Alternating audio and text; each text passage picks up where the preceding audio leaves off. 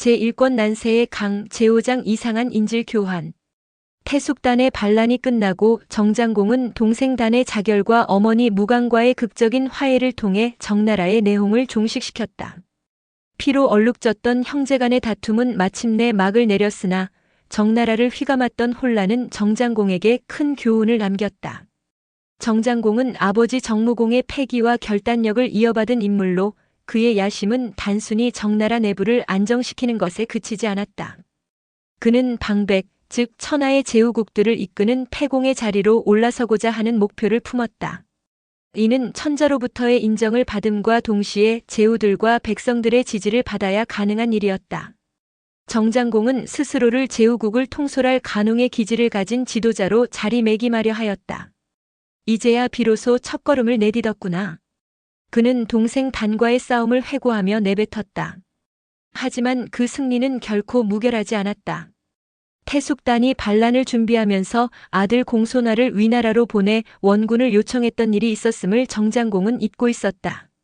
공손화는 단순히 숙질간의 존재가 아니었다. 그는 아버지를 잃게 한 원수로 마음속 깊이 원한을 품고 있었다. 그 원한이 훗날 정장공의 대업에 어떤 영향을 미칠지는 아무도 알지 못했다. 위나라는 주무왕의 동생 강숙에 의해 세워진 본국으로 주왕실과 혈연관계를 맺고 있는 중요한 제후국이었다.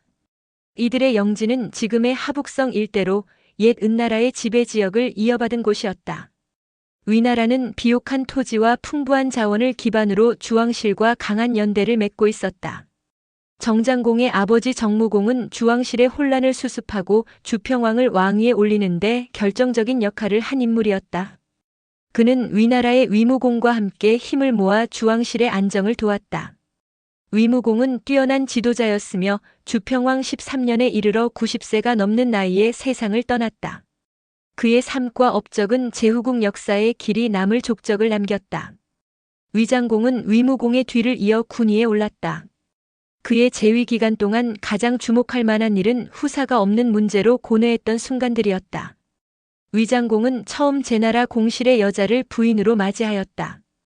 이름은 장강이라 하였다. 그녀는 자태가 빼어나고 기품이 있는 여인이었으나 아이를 낳지 못했다. 후사가 없는 상황은 왕실에서 심각한 문제였다. 이에 위장공은 두 번째 부인을 맞아들였다. 이번에는 진나라 공실의 딸로 이름을 여규라 하였다. 여규는 시집 올 때 어린 여동생 대규를 함께 데리고 왔다. 대규는 잉첩으로 불리며 언니 여규를 시중드는 몸종 역할을 맡았다. 당시에는 이러한 일이 흔했다. 그러나 두 번째 부인인 여규도 기대와 달리 왕의 후사를 잊지 못하였다. 그녀는 한 차례 아들을 낳았으나 아이는 얼마 지나지 않아 세상을 떠났고 그 뒤로는 다시 임신하지 못하였다. 위장공의 고민은 날로 깊어졌으며 후사 문제는 그의 마음에 커다란 짐으로 남았다. 그러던 어느 비 오는 날 위장공은 내궁에서 홀로 술을 마시며 마음을 달래고 있었다. 그는 문득 시중을 들던 대규를 바라보았다. 빗소리가 가득한 침묵 속에서 그녀는 새삼스레 여인으로 다가왔다. 그 순간 위장공은 결단하듯 대규에게 손을 뻗었다. 대규는 자신의 처지를 이해하며 고요히 눈을 감았다. 시간이 흘러 대규에게 태기가 보였고 10달 후 그녀는 아들을 낳았다. 위장공은 마침내 얻은 아들에게 완이라는 이름을 지어주었고 그를 세자로 삼았다. 이 기쁨은 단순히 개인적인 즐거움에 그치지 않았다. 이는 위나라의 왕권 계승을 안정시키는 중요한 사건이었다. 이후 대규는 또 한 번 임신을 하여 다시 아들을 낳았다. 이번에는 진이라 이름 지었다. 이로써 위장공은 2명의 후사를 얻으며 왕국의 미래를 보장할 수 있었다. 그러나 이러한 사건들이 이후 위나라의 정치적 갈등과 영향력을 확대하는 데 어떤 역할을 하게 될지 이는 아직 알 수 없는 일이었다. 위장공의 첫 번째 부인 장강은 대규가 낳은 두 아들을 마치 자기 소생처럼 정성을 다해 돌보았다. 당시 제후 부인의 가장 중요한 역할은 공실의 번창이었다. 많은 아들을 낳아 왕실의 계승을 보장하는 것이 최우선 과제였으며 다다익선이라는 말처럼 자손이 많으면 많을수록 좋았다. 장강은 이런 기대에 부응하지 못한 자신을 탓하며 또 다른 궁녀를 위장공에게 천거하였다. 위장공은 장강의 추천을 받아들였고 그 궁녀는 곧 아들을 낳았다. 위장공은 그 아이에게 주우라는 이름을 지어주었다. 불과 몇 년 사이에 3명의 아들을 두게 된 위장공은 매우 흡족해했다. 그러나 그 중에서도 막내 아들인 주우에 대한 사랑은 각별했다. 주우는 성장하며 타고난 무예와 병법에 대한 관심으로 주목받았다. 성격이 다소 거칠고 독선적이라는 점이 흠이었으나 위장공의 눈에는 그조차도 기질 있는 장부의 면모로 보였다. 장부가 저 정도의 기계는 가져야 하지 않겠는가. 위장공은 주우의 모든 행동을 허용하며 지나칠 정도로 방임하였다. 나아가 주우의 병법적 재능을 높이 평가하여 그에게 군사 지휘권까지 맡겼다. 그러나 위장공에게는 석작이라는 슬기롭고 어진 신하가 있었다. 상경의 벼슬을 지닌 그는 사실상 위나라의 재상이나 다름없는 위치였다. 석작은 강직한 성품과 예리한 판단력으로 선악을 엄격히 구별하며 올바른 정치를 강조하는 인물이었다. 그의 눈에는 위장공의 주우에 대한 무분별한 사랑이 위태롭고 위험하게 보였다. 석작은 이대로 두었다가는 위나라에 큰 혼란이 초래될 것을 우려했다. 그는 어느 날 위장공에게 조용히 다가가 간언하였다. 그의 목소리에는 진심 어린 경고와 염려가 담겨 있었다. 모름지기 자식을 사랑하는 이는 옳고 바른 것으로 가르쳐야 합니다. 그릇되고 악한 것을 용납해서는 아니 됩니다. 총애함이 지나치면 총애받는 자는 교만해지고 교만이 지나치면 결국 난을 일으키게 마련입니다. 만일 주공께서 주우를 진정으로 사랑하신다면 군의를 그에게 전할 뜻을 밝히고 세자로 삼으십시오. 그럴 마음이 아니시라면 주우의 방자함을 지금이라도 억제하여 훗날 재앙을 미연에 방지하시기를 간청드립니다. 더욱이 주공께서는 이미 주우에게 군사를 맡기셨습니다. 주우가 군사의 조예가 깊다 하나 그는 첩의 소생입니다. 이는 장차 큰 화근이 될 것입니다. 상경 석작은 위장공 앞에서 정중히 간언을 올리며 말을 맺었다. 그러나 위장공은 석작의 말을 귀담아 듣지 않았다. 오히려 그의 마음속 깊은 곳에는 석작을 향한 조롱 섞인 생각이 떠올랐다. 자기 자식이나 잘 가르치지. 위장공이 이런 생각을 하게 된 데에는 나름의 이유가 있었다. 석작에게는 석후라는 아들이 있었는데 그 아들은 말 그대로 개망난이었다. 석후는 방탕한 성격과 더불어 나쁜 습성을 지닌 젊은이였으며 주우와도 매우 가깝게 어울렸다. 두 사람은 어울려 다니며 온갖 불미스러운 짓을 저질렀고 이는 궁정 내부의 악소문으로 떠돌았다. 석작의 눈에는 주우의 방자함과 위장공의 편애가 큰 위협으로 보였지만 위장공의 눈에는 그저 석작이 자신과 그의 아들을 비난하는 것으로 보였다. 왕과 신하 사이의 신뢰는 보이지 않는 벽에 가로막혔고 석작의 간언은 그 벽을 넘지 못했다. 주우가 병권을 갖게 되면서 그의 권력은 날로 커졌고 주우와 석후의 행동은 점점 더 아나무인으로 변해가게 되었다. 어느 날 주우는 소속 병사들을 이끌고 교외로 사냥을 나갔다. 처음에는 훈련을 겸한 사냥이라며 명분을 내세웠으나 그들이 사냥터에서 벌인 일은 끔찍한 학살이었다. 마을 하나를 완전히 도륙하고 불태워 폐허로 만들었으며 죽은 백성만도 수십 명에 달했다. 주우도 나쁘지만 그의 빌부터 꼬드기는 석후가 더 나쁜 놈이다. 백성들 사이에서 이런 말이 오갔다. 이러한 소문을 들은 석작은 더 이상 석후의 행동을 묵과할 수 없었다. 그는 집으로 돌아온 아들 석후를 붙잡아 50대나 매질을 하고 빈방에 가두어 버렸다. 그러나 석후는 쉬이 제어할 수 없는 자였다. 그는 아버지의 손길을 피해 방의 벽을 뚫고 담을 넘어 주우의 부중으로 달아났다. 그날 이후 석후는 주우와 함께 지내며 침식을 같이 했다. 이쯤 되자 석작도 아들 석후의 행동을 어찌할 도리가 없었다.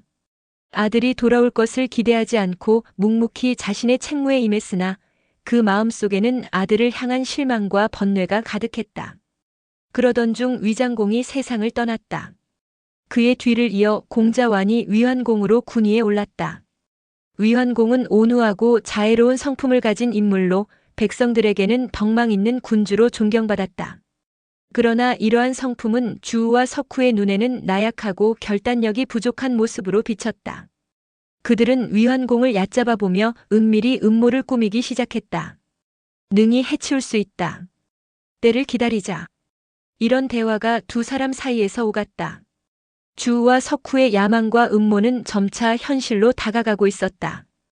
그러던 와중 위나라의 정세가 불안정하던 시기에 정나라 경성에서 공손활이 급히 달려와 태숙단의 전가를 전했다. 이 전갈이 위나라와 정나라 간의 긴장감에 어떤 영향을 미칠지는 아무도 알 수 없었다. 백부가 제 아버지를 미워하여 경성을 치려고 합니다. 바라건대 군우께서는 불쌍한 제 아버지를 위해 군사를 빌려주십시오. 공손활의 간절한 청원이 위환공의 앞에서 울려 퍼졌다. 위환공은 난처한 표정을 지으며 생각에 잠겼다. 위나라와 정나라는 서로 친밀하지도 않았으나 원한이 있을 만큼 나쁜 관계도 아니었다. 군사를 동원해 태숙단을 돕는 것은 곧 정나라 군주 정장공과 원수 관계가 되는 것을 의미했다. 형이 어찌 동생을 죽일 리가 있겠는가? 좀 더 사태를 두고 보자. 위환공은 신중한 태도를 보이며 군사 출병에 대한 결정을 차일피일 미루었다. 그러나 시간이 지나며 전해진 새로운 소식은 위환공의 판단에 큰 충격을 주었다. 태숙단이 정장공의 공격을 받아 공성에서 죽음을 맞이했고 무강 또한 영땅으로 유배되었다는 소식이었다. 공손활은 이 비극적인 소식을 듣고 땅을 치며 대성통곡했다. 아, 백부가 끝내 내 아버지를 죽이고야 말았구나. 위환공은 굳센 심지를 가진 사람이 아니었다.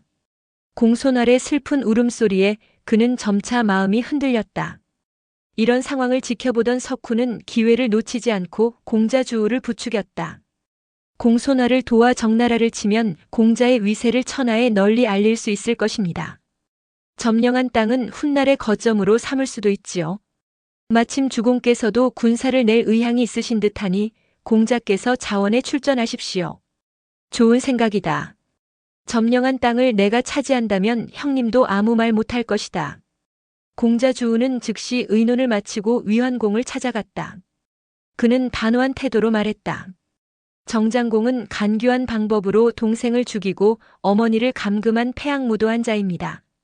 위나라의 정의를 천하에 알리기 위해서라도 공손활을 도와야 합니다. 제가 앞장서 정나라를 치러 나가겠습니다. 동생인 주우마저 나서서 군사 출병을 청하자 위환공은 결국 마음을 굳혔다. 그는 궁정에 나와 신하들을 불러 선언하였다. 정나라의 군주는 무도한 사람이다. 내가 마땅히 공손활을 위해 정나라를 치리라. 그렇게 위환공은 공손활에게 군사를 내어주고 공자 주우와 함께 정나라의 느면으로 진격하게 했다. 그들의 출병은 새로운 갈등의 서막을 열며 위나라와 정나라 사이에 피할 수 없는 충돌을 예고했다. 공손활이 위나라 군대와 함께 느면을 공격하려 한다는 급보가 정나라에 전해졌다. 느면 땅을 다스리던 관장은 서둘러 이 침공 소식을 정장공에게 알렸다. 모처럼 찾아온 안정을 깨트리는 소식에 정장공은 불같이 화를 냈다. 위나라까지 끌어들여 자신에게 반기를 든 조카 공손활의 행동은 더없이 괘씸하고 배신감으로 가득했다. 이놈을 용서하지 않으리라. 정장공은 분노에 차서 외쳤다. 그때 태숙단의 반란을 진압하는 데 공을 세웠던 공자여가 나서며 신중한 의견을 내었다.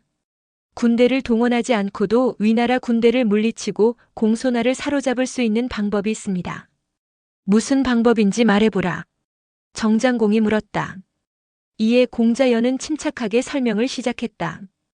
위환공이 공손활에게 군사를 내준 것은 태숙단이 반역했다는 사실을 알지 못하고 공손활의 말만 들었기 때문입니다. 위환공에게 서신을 보내 태숙단의 반란 내막과 주공께서 황천에서 모친을 만난 효성을 상세히 밝히시면 위환공은 자신이 정의를 어긴 것을 깨달아 군사를 소환할 것입니다. 그러면 우리는 싸우지 않고도 공손활을 잡을 수 있을 것입니다. 정장공은 그의 계책을 듣고 무릎을 치며 말했다. 그대 말이 옳다. 즉시 편지를 작성하여 위나라로 보냈다. 공자 여의 계책은 예상대로 성공하는 듯 했다. 위환공이 편지를 읽고 스스로 자신의 행동이 도리의 어긋남을 깨달았던 것이다. 그는 즉시 사자를 보내주우에게 명령했다. 정나라를 공격하지 말고 즉각 귀환하라. 그러나 위환공의 결단은 너무 늦었다. 사자가 주우의 군대를 따라잡았을 때는 주우와 공손활이 이미 느면을 공격한 뒤였다.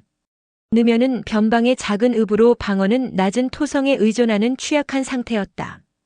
위나라 군대의 압도적인 공격에 별다른 저항조차 하지 못하고 무너지고 말았다. 뒤늦게 도착한 소환 명령에도 주우는 이를 따르지 않고 병사들을 그대로 느면에 주둔시켰다.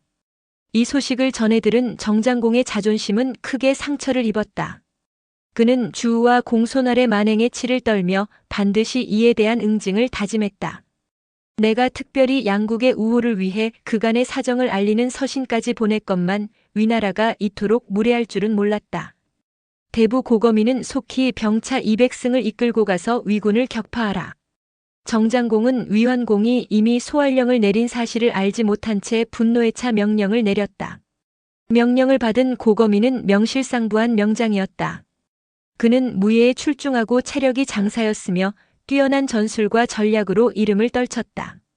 병차 200승을 이끌고 느면으로 질주한 고거미는 상대의 허를 찌르는 측면 공격으로 주우의 군대를 완전히 대파하였다. 예상치 못한 공격에 주우는 크게 당황했고 그제야 위환공의 소활령을 핑계로 군대를 거두어 후퇴를 시작했다. 추격하라. 고거미는 승세를 놓치지 않았다. 그는 병력을 이끌고 황하를 넘어 위나라 영토 깊숙이 진격하였다. 주우와 공손활은 고거미의 압박에 몰려 더욱 궁지로 몰렸다. 이처럼 사태가 급변하자 위환공은 난감한 상황에 처했다. 그는 궁중의 여러 중신을 불러 의논을 시작했다. 싸워야 할 것인가, 화친해야 할 것인가? 위환공의 이 말은 이후로도 500여 년에 걸친 제후시대 동안 수많은 군주들이 선택의 기로에서 반복한 물음이 되었다. 이 말은 전쟁과 평화 사이에서 고민하는 모든 군주의 상징어로 자리 잡았다. 느면에서 쫓겨난 공자 주우는 여전히 야심을 버리지 않았다. 그는 끝까지 주전론을 고수하며 목소리를 높였다. 정나라 병사들이 우리 국경을 넘었다면 이는 명백히 침략입니다. 당연히 맞서 싸워야 하며 주저할 이유가 없습니다. 위환공은 주우의 의견을 들은 후 중신들의 얼굴을 하나씩 둘러보았다. 이윽고 상경석작이 느긋이 일어나 말했다. 맞서 싸운다는 것은 당치 않은 일입니다. 정나라 병사들이 국경을 넘은 것은 주공의 소활령이 늦게 전달된 결과입니다. 우리가 먼저 느면을 침공한 사실을 기억해야 합니다. 싸움을 계속한다면 이는 우리의 도리가 아닐 것입니다. 정장공이 우리에게 서신을 보낸 것처럼 우리도 답신을 보내어 주공의 소활령에 착오가 생긴 것으로 인한 일임을 밝히고 사과한다면 군대를 동원하지 않고도 정나라 군사를 물러가게 할 수 있습니다. 석작의 말은 화친론이었다. 그의 제안을 들은 위환공의 얼굴에 안도의 미소가 떠올랐다. 그가 고개를 끄덕이며 말했다. 경의 말이 옳소. 위환공은 즉시 석작에게 명령하여 그간의 일을 변명하는 사과의 편지를 작성해 정장공에게 보냈다. 편지에는 태숙단의 반란과 정나라 내부의 사정에 대한 오해에서 비롯된 착오를 해명하며 화평과 우호를 간절히 바라는 공손한 태도가 담겨 있었다. 정장공은 위환공의 편지를 읽고 위나라 측에서 실수가 있었음을 인정했다. 그러나 그를 더욱 흡족하게 한 것은 위환공이 자신에게 보여준 극진한 예의와 몸을 낮춘 태도였다. 그는 위환공의 태도를 자신의 권위에 대한 굴복으로 받아들였다. 이로써 위나라는 정나라의 속국이 되었구나. 폐업의 야망을 품고 있었던 정장공으로서는 이를 정복의 첫발로 여겼다. 위나라가 정나라 앞에서 스스로 낮춘 태도는 그의 자신감을 크게 북돋았다. 고거미는 군사를 거두어 돌아오라. 정장공이 내린 명령은 명료하고 확신에 차 있었다. 그의 목소리에는 이전보다 더 강한 활기가 넘쳤다. 정나라에 찾아온 평화는 단순한 안정이 아닌 더 큰 야망을 향한 발판임을 그는 깨닫고 있었다. 정나라와 위나라가 서로 위협적인 외교 관계를 맺었다는 소문은 바람처럼 퍼지며 중원의 구석구석에까지 스며들었다. 정나라의 군주 정장공은 야망이 크고 사람을 끌어당기는 독특한 매력을 가진 인물로 알려져 있었다. 그는 주위에서 어떤 이야기가 오가든 전혀 동요하지 않았다. 오히려 사람들의 말 속에서 자신의 이름이 주목받고 있다는 사실에 만족하며 묘한 미소를 띄었다. 소문은 그의 행보를 더욱 미궁 속으로 몰아넣었다. 어떤 이는 그가 단순히 자신의 세력을 넓히는 데 만족하지 않고 주왕실까지 넘보며 큰 뜻을 품고 있다고 수군댔다. 이런 다양한 의견과 소문은 정나라뿐만 아니라 다른 제후국의 정치적 긴장을 더욱 고조시키는 계기가 됐다. 하지만 정장공은 이런 반응을 조용히 즐기고 있었다. 그는 자신의 이름이 칭찬이든 비난이든 항상 사람들의 입에 오르내리는 것 자체가 힘이라고 믿었다. 그런데 이 가운데 특히 민감한 반응을 보인 이가 있었으니 바로 주왕실의 천자 주평왕이었다. 주평왕은 본디 정장공의 아버지 정무공의 도움으로 천자의 지위에 오른 인물이었다. 정무공의 뛰어난 정치적 역량과 군사적 지원 덕분에 왕실은 위기를 넘겼고 주평왕은 그의 은혜를 깊이 새기며 왕권을 유지해 나갔다. 하지만 시간이 흐르면서 감사의 마음은 점차 부담으로 변했다. 정무공의 지나친 간섭과 영향력은 주평왕으로 하여금 종종 불쾌함을 느끼게 만들었다. 정무공이 세상을 떠난 뒤 그의 아들 정장공이 뒤를 이어 경사의 직책을 맡게 되었다. 그러나 아버지와는 달리 정장공은 주평왕에게 적잖은 긴장을 안겨주었다. 정무공에 대한 고마움은 인정할 수 있었지만 정장공에게서 느껴지는 야심과 거침없는 행보는 주평왕으로 하여금 그를 경계하게 만들었다. 왕실을 위해 무슨 공을 세웠단 말인가? 주평왕은 가끔 속으로 중얼거리며 불만을 사겼다. 정장공의 위세가 제후들 사이에서 점점 커져가며 두각을 나타내기 시작하자 주평왕의 불안감은 심화되었다. 그는 중원의 안정과 자신의 왕권을 위협할 가능성이 있는 이 새로운 세력을 어떻게 견제해야 할지 고민에 빠졌다. 정장공의 정치적 움직임과 주평왕의 불안한 심리는 중원의 판도를 뒤흔드는 도화선이 될 가능성을 내포하고 있었다. 제후들 사이에서 일어나고 있는 긴장과 그 속에서 꿈틀거리는 야망들은 앞으로 중원의 역사를 새로 쓸지도 모를 소용돌이의 시작을 암시하고 있었다. 주평왕은 종종 정나라와 인연을 끊고 싶다는 생각을 떠올리곤 했다. 그러나 그러한 결단이 현실로 이루어지는 것은 또 다른 문제였다. 그의 고민은 어느 날 서객공 기보가 조정에 들어와 아련하면서 새로운 국면을 맞이했다. 기보는 주유왕 시절 명성을 떨쳤던 재상 궤공 석보의 손자였다. 소국 궤나라의 군주로서 그는 왕실에 대한 충성을 바탕으로 여러 번 협력을 해왔다. 주평왕은 기보를 상대하며 담담하게 대화를 이어갔으나 대화가 점차 정장공의 이야기로 흐르면서 내심 품고 있던 불만을 터뜨렸다. 정백은 부친에 이어 2대째 조정의 정사를 돌보아왔소. 그러나 요즘 그자는 입조조차 하지 않고 자기 나라에만 웅크려 있지 않소. 이름만 경사일 뿐 조정에는 아무런 기여도 없소. 이참에 정장공을 물러나게 하고 경사직을 그대에게 맡겨야 하는 것이 어떻겠소. 주평왕의 말은 기보를 당혹스럽게 만들었다. 작은 나라를 다스리는 그로서는 주군의 뜻을 거역할 수도 없고 정장공의 노여움을 감당할 수도 없는 난처한 상황에 빠진 셈이었다. 폐하 정장공이 입조하지 못하는 데에는 분명 사정이 있을 것입니다. 만약 소신이 그를 대신해 경사를 맡는다면 그는 틀림없이 소신을 원망할 것입니다. 이는 조정 전체의 혼란을 불러올 가능성이 크옵니다. 부디 오늘의 말씀은 없었던 것으로 해주십시오. 기보의 답변은 주평왕을 잠시 침묵하게 했다. 그의 마음속에는 분노와 후회의 감정이 얽히며 자신의 말이 성급했음을 깨달았다. 하지만 이미 뱉어진 말이었다. 정장공은 치밀함과 정교함으로 유명한 인물이었다. 그의 신하와 신복들은 왕성 곳곳에서 그의 눈과 귀 역할을 했다. 이 첩보망은 대대로 이어져 온 정나라의 전통이자 강점이었다. 주평왕이 기보와 나눈 담론은 곧바로 이 비밀망에 포착되었고 단숨에 신정의 정장공에게 전해졌다. 정장공은 보고를 들으며 살짝 미간을 찌푸렸다. 이미 오래전부터 주평왕이 자신을 달가워하지 않는다는 사실을 알고 있었으나 직접적으로 자신의 자리까지 위협하는 발언이 있었다는 점은 다소 예상 밖이었다. 그는 고요한 목소리로 중얼거렸다. 왕께서 그런 말씀을 하셨단 말인가? 정장공의 심사 속에는 분노와 경멸이 뒤섞여 있었다. 그러나 그것을 겉으로 드러내지 않았다. 대신 그는 앞으로의 계획을 조용히 세우며 다시금 상황을 정리하기 시작했다. 주평왕과의 갈등은 새로운 전환점을 맞이하려는 순간이었다. 정장공의 마음은 이미 복잡한 계산으로 가득 찬 채 앞으로의 대응책에 초점을 맞추고 있었다. 이로써 조정 안팎의 긴장은 더욱 고조될 것이 분명했다. 정장공은 주평왕의 태도와 행동을 오래도록 관망하며 고민해왔지만 그래도 천자는 천자다라는 생각에 대부분의 상황을 참아왔다. 그러나 주평왕이 공공연히 자신을 향한 적대감을 드러내고 다른 제후들 앞에서 불만을 누설하는 상황까지 이르렀으니 더는 좌시할 수 없었다. 그렇다면 나에게도 나름의 뜻이 있다. 그는 단호히 결단을 내렸다.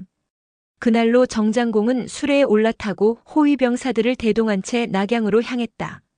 한때 약소국에 불과했던 정나라가 이제 강대국으로 떠오른 제후국이 되었기에 그의 행차는 당당하고 위엄이 넘쳤다. 주변에 자리한 호위병사들의 날카로운 눈초리와 군기가 팽팽히 서 있었다. 낙양에 도착한 정장공은 왕성에 들어가 아련을 요청했다. 소식이 전해지자 주평왕은 갑작스러운 보고에 깊은 의문과 불안을 느꼈다. 정장공이 직접 낙양에 왔다고. 그의 목소리는 떨렸고 안색도 창백해졌다. 얼마 전 궤기보와 나눈 은밀한 대화가 새삼 떠올라 가슴이 덜컥 내려앉았다. 혹시 그 대화가 새어나갔단 말인가? 그는 스스로에게 물었다. 그러나 이내 고개를 저으며 스스로를 달랬다. 낙양의 궁궐은 구중궁궐이라고 불릴 만큼 보안이 철저하지 않은가. 주평왕은 긴장의 기색을 숨기고 정청으로 나갔다. 이미 여러 중신들이 자리한 가운데 정장공은 예전과는 달리 매우 공손하고 단정한 자세로 예를 갖추어 주평왕을 맞이했다. 그 태도는 오히려 주평왕의 심리적 불안을 더욱 자극했다. 정장공이 침착한 목소리로 입을 열었다. 정나라가 왕실의 은혜를 받아 경사의 직책을 맡은 지도 벌써 2대에 이르렀습니다. 그러나 물이 흐르지 않으면 고이듯 저 또한 오래된 직책에 안주해 있습니다. 사실 제가 그동안 막중한 책임을 떠맡기에는 많이 부족했습니다. 이제 저는 그 직책을 내려놓고 평범한 신하로 돌아가 왕실에 대한 충성을 다하며 절개를 지키고자 합니다. 이 소청을 부디 받아주시길 바랍니다. 정청의 공기가 순식간에 얼어붙었다. 중신들은 웅성거리며 불안한 속삭임을 주고받았다. 주평왕은 그의 말을 들으며 얼굴이 한층 굳어졌다. 이 발언이 단순히 직책을 내려놓겠다는 의도로 보이지 않았기 때문이다. 정장공의 말 속에는 자신을 무시하지 말라는 경고와 심오한 결단이 담겨 있었다. 정장공이 겉으로는 자신의 직책을 내려놓겠다고 했지만 이는 단순히 물러서는 것이 아니었다.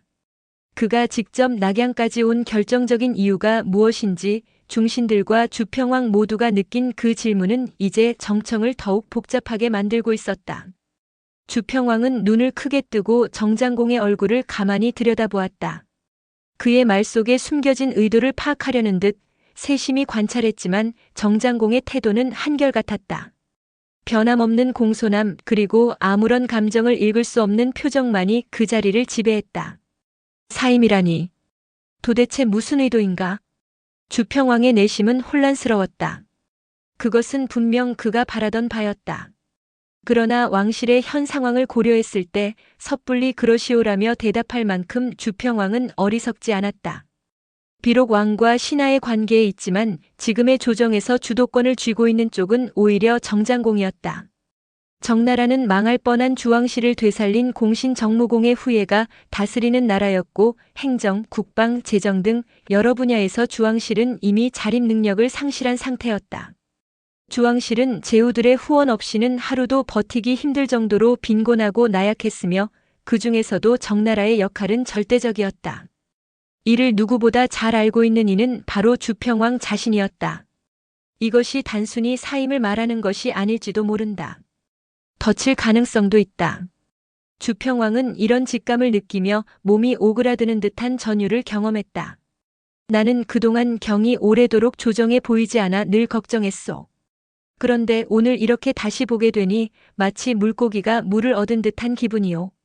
그러나 사임을 말하다니 경의 뜻을 도저히 이해할 수 없소. 주평왕의 말은 조심스러우면서도 긴장감이 가득했다. 정장공의 입가에는 보일 듯 말 듯한 냉소가 스쳐갔다. 그러나 그는 차분하게 말을 이었다. 신은 본국에서 반역의 난리가 일어나 부득이하게 오랫동안 조정을 비웠습니다. 다행히 하늘의 도우심으로 난을 진압하였기에 안도하는 마음으로 낙양에 이르렀습니다. 그런데 오는 길에 듣자니 왕께서 경사의 직책을 궤공 기복께 부탁하셨다고 하더이다. 참으로 놀랍고도 현명하신 선택이라 감탄하지 않을 수 없었습니다. 신의 능력이 어찌 궤공께 비교가 될 수 있겠습니까? 무능한 자가 왕을 보좌하는 것은 죄악일 터 경사직에서 물러나 조용히 신하로서 본분을 다하려 하는 바입니다. 부디 왕께서 제 청을 허락해 주시길 바랍니다. 정장공의 말은 외견상 공손했지만 속에 담긴 비꼼과 조소는 대단히 날카로웠다. 그의 침착한 표현 속에 섬뜩한 의도가 드러났다. 정청은 숨소리조차 들리지 않을 정도로 적막에 잠겼다. 왕실과 정나라 간의 균열이 깊어지며 긴장의 기운은 한층 더 짙어졌다. 정장공의 말은 차분하고 공손했지만 그 안에 담긴 압박과 의도는 명백히 드러났다. 한 나라의 제후가 천자 앞에서 이렇게 대담하게 자신의 입장을 밝히며 왕을 시험하는 태도는 과거에는 상상할 수 없는 일이었다. 그러나 시대가 변하고 있었다. 천자의 권위는 형식적으로 남았을 뿐 실제 권력은 더 이상 그에게 있지 않았다. 주평왕은 정장공의 말을 듣는 동안 얼굴이 화끈거리며 감정적으로 흔들렸다. 천자로서 체면을 잃은 기분과 동시에 정장공의 말을 반박할 힘조차 없다는 현실이 그를 더욱 무력하게 만들었다. 그는 잠시 침묵을 유지하다가 떨리는 목소리로 변명 섞인 말을 꺼냈다. 그것은 경의 오해요. 나는 다만 정나라가 어떤 급한 사정이 있는지 염려하여 경이 입조할 때까지 잠시 궤공에게 도움을 청하려 했을 뿐이요. 그러나 궤공이 끝내 사양하여 나 또한 그를 억지로 붙잡을 수는 없었소. 그러니 경사 직책을 넘기려 했다는 말은 잘못 전해진 것이요. 그의 말은 일견 진실처럼 들릴 수 있었지만 정장공은 이미 왕의 속마음을 훤히 꿰뚫어 보고 있었다. 그의 입가에는 다시금 희미한 냉소가 떠올랐다. 그러나 그는 여전히 냉정을 유지하며 부드럽지만 날카로운 목소리로 말을 이었다. 정치는 본래 왕의 정치입니다. 왕께서 모든 것을 조정하시고 사람을 쓰고 쓰지 않음을 결정하시는 것은 당연지사입니다. 그러나 저는 능력이 부족하고 궤공께서 저보다 훨씬 뛰어난 재주를 가지고 계시니 제가 경사의 자리에 있는 것이 부끄러울 뿐입니다. 또한 신이 이 자리에 남아있다면 다른 신하들이 신을 보고 권세를 탐하는 사람이라 비웃을 것이 명확합니다. 그러니 신은 이 자리에서 물러나기를 바라는 것입니다. 왕께서 신의 소청을 받아들여 주시기를 청합니다. 정청 안의 공기는 점점 팽팽해져 갔다. 정장공은 이번 기회를 통해 자신의 입지를 더욱 확고히 하고 동시에 주평왕에게 경고의 메시지를 남기고자 했다. 이는 단순히 한 제후가 왕에게 사직을 청하는 차원을 넘어선 것이었다. 주평왕이 그 의도를 알아차리지 못할 리 없었다. 주평왕은 이 대담하고 날카로운 대화 속에서 정장공의 진정한 뜻을 마주했다. 이는 그의 권위를 시험하고 동시에 그의 선택을 압박하는 것이었다. 마치 모든 것을 계산하고 계획한 듯한 정장공의 행보는 그야말로 왕길들이기에 다름 아니었다. 주평왕은 점점 더 궁지에 몰렸다. 그의 말 한마디 한마디가 상황을 벗어나려는 필사적인 몸짓 같았다. 이마에는 땀이 맺혀 흐르기 시작했고 그의 체면과 권위는 이미 무색해진 상태였다. 그는 정장공을 바라보며 자신이 얼마나 답답한 처지에 놓였는지 절감하고 있었다. 참으로 답답한 일이요. 주평왕이 마침내 입을 열었다. 그의 목소리는 흔들리고 있었다. 경의 부자는 2대에 걸쳐 왕실에 큰 공을 세운 공신이 아니오.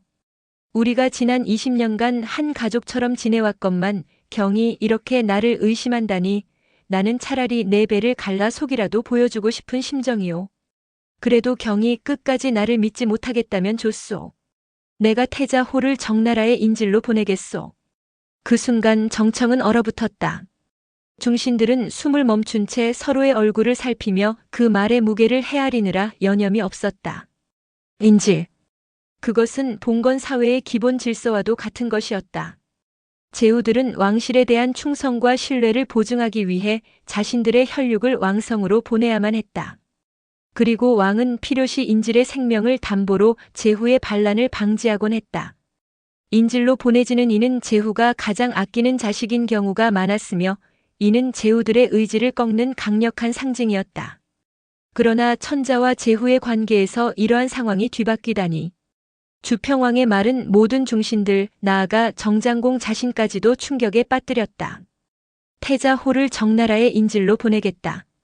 주평왕의 발언은 충격 그 자체였다. 천자가 제후에게 인질을 보내겠다는 말은 그동안 어떤 역사에서도 들어본 적 없는 일이었다. 그것도 일반 왕자가 아닌 다음 대를 이을 태자를 인질로 말이다.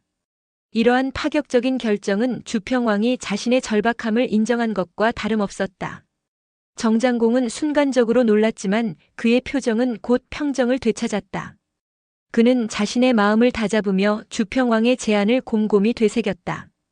천자의 체면을 무너뜨릴 만한 이 제안을 수락하는 것은 단순한 승리 이상의 의미가 있었다. 그러나 이 순간은 그의 입지를 다질 중요한 기회이기도 했다. 정청안의 침묵은 길어지고 있었다. 모든 이의 시선은 정장공에게 쏠렸으며 그는 더없이 침착하게 다음 말을 고르고 있었다. 이 상황은 앞으로 조정의 관계를 새롭게 정의할 전환점이 될 것이 분명했다. 당했구나.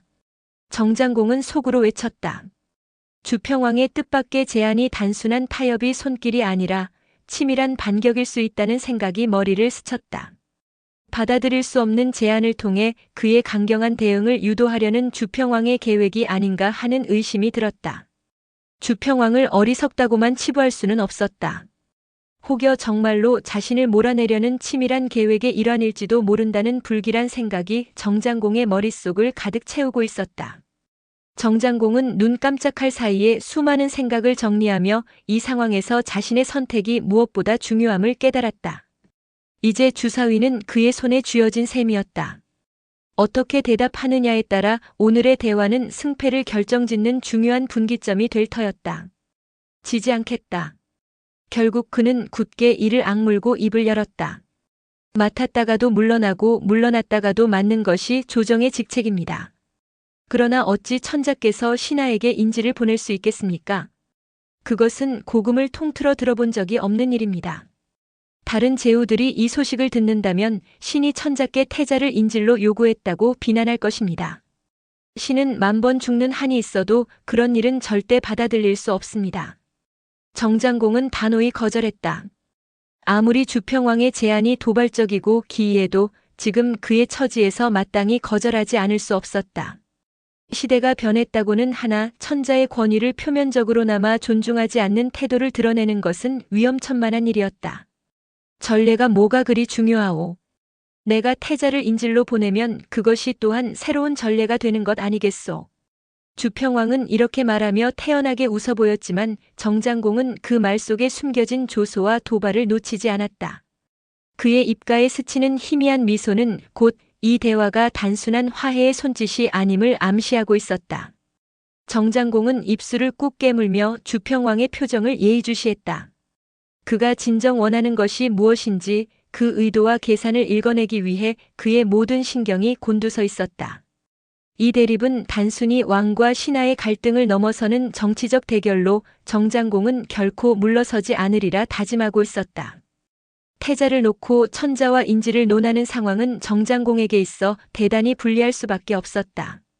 설령 태자를 인질로 받아들인다고 해도 이는 천자의 체면을 구긴다는 비난과 함께 모든 화살이 정장공을 향하게 될 것이 분명했다.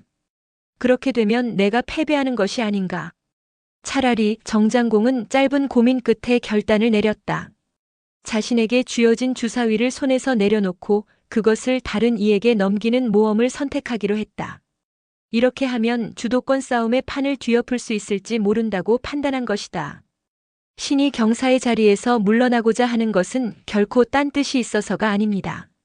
하지만 왕께서는 신이 왕을 믿지 못해서 물러나려는 것으로 오해하고 계십니다. 그러다 마침내는 태자를 인질로 보내신다는 엄청난 말씀을 하시기에 이르렀습니다. 이는 참으로 난감한 일이 아닐 수 없습니다.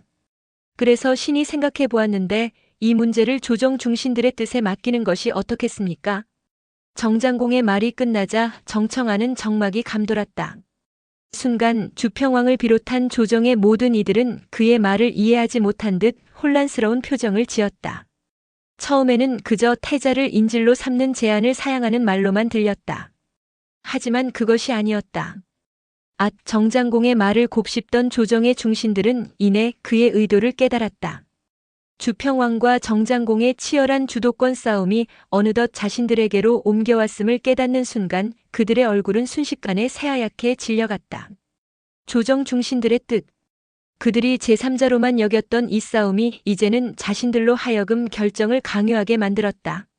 정장공은 자신을 향했던 시선을 그들로 돌리며 중신들 또한 이 싸움에 발을 담글 수밖에 없는 상황을 만들어냈다. 주평왕 또한 이러한 전환에 놀란 눈으로 정장공을 바라보았지만 그는 미소 한 점 없이 자신의 말을 끝낸 채 그저 침묵으로 중신들을 기다리고 있었다. 그들은 더 이상 방관자가 아니었다. 정장공의 제안과 주평왕의 동의는 중신들을 대립의 중심으로 끌어들였다. 이제 이 문제는 그들의 손에 맡겨졌고 그 결과에 따라 조정의 흐름이 크게 좌우될 것이 분명했다. 그것이 좋겠소. 주평왕이 정장공의 제안을 수락하며 던진 한마디는 중신들에게는 마치 피할 수 없는 명령처럼 들렸다. 순간 조정의 침묵은 무겁게 내려앉았다. 이제 그들은 반드시 선택해야 했다. 주평왕을 따를 것인가, 정장공을 지지할 것인가. 이것은 단순한 의견 표명이 아니라 그들 자신의 생사와 운명에 직접적으로 영향을 미칠 결정이었다. 누구를 선택하느냐에 따라 이들의 충성은 새로운 시험대에 오를 것이고 이후의 권력 구도에 따라 살아남거나 도태될 운명을 마주하게 될 터였다. 중신들은 당혹스러움 속에서 신중을 기하지 않을 수 없었다. 자연스럽게 그들의 시선은 정장공으로 향했다. 정장공은 고요히 눈을 감은 채 침묵하고 있었다. 아무런 말도 움직임도 없었지만 그 자리에 흐르는 그의 무게감은 여전히 뚜렷했다. 이 침묵은 오히려 그의 결단과 힘을 드러내고 있었다. 중신들은 그 묵직한 존재감 속에서 정장공의 위상을 새삼 실감했다. 중신들은 정청의 한 구석으로 모여 회의를 시작했다. 그들은 서로의 의견을 나누면서도 누구 하나 섣불리 결론을 내리지 못한 채 고민을 거듭했다. 그 사이 주평왕과 정장공은 마치 약속이나 한 듯 자리에서 꼼짝도 하지 않았다. 두 사람 모두 눈을 감은 채 침묵 속에 앉아 있었다. 그러나 중신들은 그 정적 속에서도 두 사람의 목소리를 명확히 들을 수 있었다. 이 기회에 왕실의 권위를 되찾아야 한다. 시대는 변하고 있다. 더 이상 천자의 권위가 그대들의 안전을 담보하지 못할 것이다. 각자의 입장은 뚜렷했고 이 대립의 여운은 중신들에게 깊이 새겨졌다. 회의는 2시간이 넘어서야 가까스로 끝을 맺었다. 그러나 그들이 내린 결정이 어떤 여파를 불러올지는 아무도 장담할 수 없었다. 정청 안의 공기는 여전히 긴장으로 가득 차 있었다. 주공 흑견은 깊은 고민의 흔적이 엿보이는 표정으로 당상 아래까지 나와 이마에 땀을 닦았다. 그는 모든 시선을 받으며 천천히 중신 회의의 결과를 전달하기 위해 주평왕 앞에 섰다. 주평왕은 긴장된 시선으로 그의 얼굴을 살폈으나 흑견의 표정은 차갑게 굳어 어떤 감정도 읽히지 않았다. 주공 흑견은 깊은 숨을 한 번 내쉬더니 단호한 목소리로 말했다. 신들의 뜻은 이러합니다. 이번 일은 애초에 왕과 제후 간의 불신에서 비롯되었습니다. 정장공께서는 왕을 믿지 못하여 경사직에서 물러나고자 하셨고 왕께서는 자신의 진심을 증명하기 위해 태자를 인질로 제안하셨습니다. 이에 신들은 이러한 갈등을 해결하기 위해 상하가 서로 신뢰를 회복할 방안을 강구한 바 왕과 정장공이 서로 인질을 교환함으로써 화합을 도모하며 정장공이 계속 경사직을 수행하는 것이 바람직하다는 결론을 내렸습니다. 그 순간 주평왕의 얼굴이 싸늘하게 굳으며 절망의 빛이 스쳐 지나갔다. 반대로 정장공의 입가에는 희미한 미소가 번졌다가 이내 사라졌다. 이 중재안은 기묘하기 짝이 없는 처사였다. 겉으로는 공평해 보였지만 인질의 상징성을 고려하면 이는 결코 단순한 문제로 끝날 일이 아니었다. 어찌 천자와 제후가 대등하게 인질을 교환한단 말인가? 이는 모두가 공공연히 느끼는 의문이었다. 하지만 중신들은 모른 척 분명하게 결론을 내렸다. 천자와 제후의 인질 교환. 그 순간은 정장공의 완벽한 승리를 의미했다. 이는 단순한 개인의 승리가 아니라 시대의 변화를 선언하는 조정 중신들의 암묵적인 동조였다. 천자의 권위가 더 이상 절대적이지 않음을 확실히 드러내는 정치적 판결이었다. 주평왕은 비틀거리며 고개를 떨구고 나지막이 말했다. 그대로 시행하시오.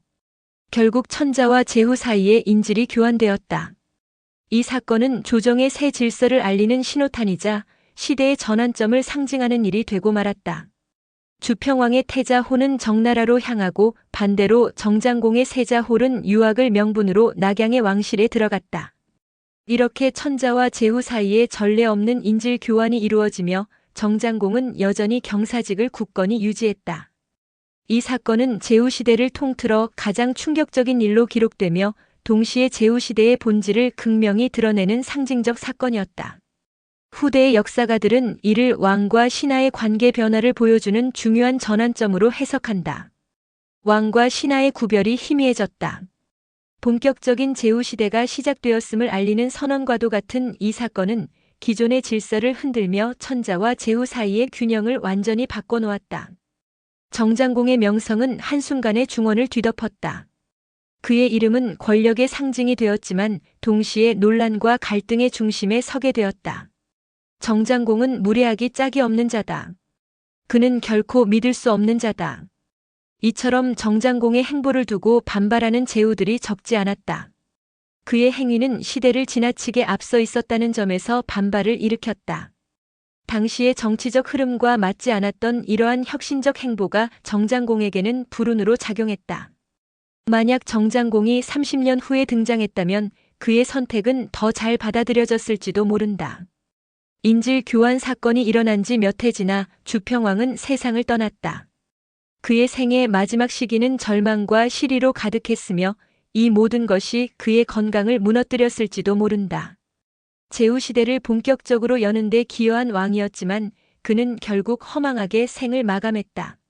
제위 51년을 남기고 떠난 주평왕의 뒤에는 커다란 문제가 남았다. 군주가 없는 상태에서 왕위를 이어야 할 태자는 정나라의 인질로 머물고 있었던 것이다.